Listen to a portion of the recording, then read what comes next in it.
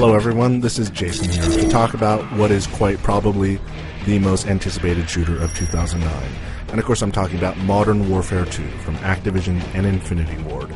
Modern Warfare 2 picks up the storyline left over from its predecessor. In the first game you defeated the Russian ultranationalist Imran Zakhaev, but it was at a heavy cost, and the Russian ultranationalist movement is still alive and dangerous, and this time it's being led by a guy named Vladimir Makarov, who is unleashing a wave of terror around the globe.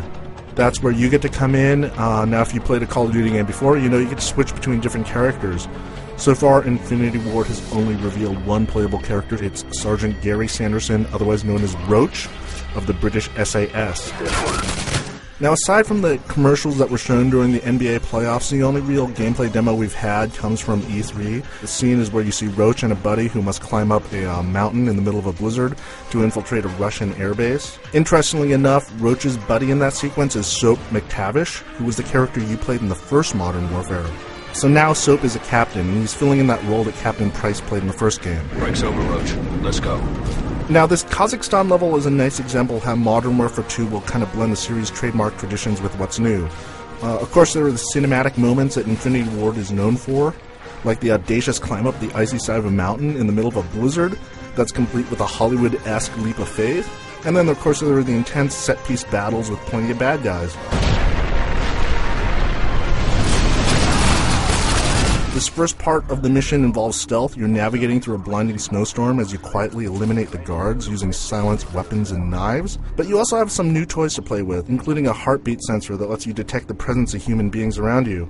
Now, you can go through this entire sequence kind of stealthily like the way you're supposed to, but the developers also say that you can try to run and gun your way through it.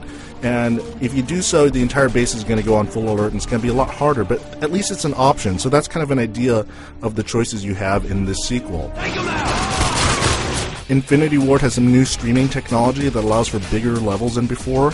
You'll see that when you're zipping around on a snowmobile while engaged in a running battle against other bad guys in snowmobiles and their helicopter gunships above. You get a sense of the scale of the level and how large it is.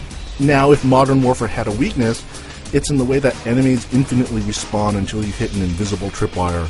It's a pretty shallow and obvious gameplay mechanic that all the Call of Duty games have featured. Modern Warfare 2 is going to take steps to address that, though Infinity Ward is not giving out details as yet. What is clear is Infinity Ward's desire to make certain that you're not going to mistake Modern Warfare 2 with the first game. All too often when you see a sequel, there's usually an attempt to recycle as many assets as possible from the first game. That's really not the case here. Where the first game was all about dry desert environments, Modern Warfare 2 seems to be set everywhere but the desert. I mean, there's the aforementioned mountain level, there are the slums of Rio de Janeiro, there's some underwater scuba-based levels, and there's even some kind of medieval castle on a cliff near the sea. What is also certain is that we are in for a very long summer of wait. We can expect more details to come out in the coming months as we get closer to the game's November release.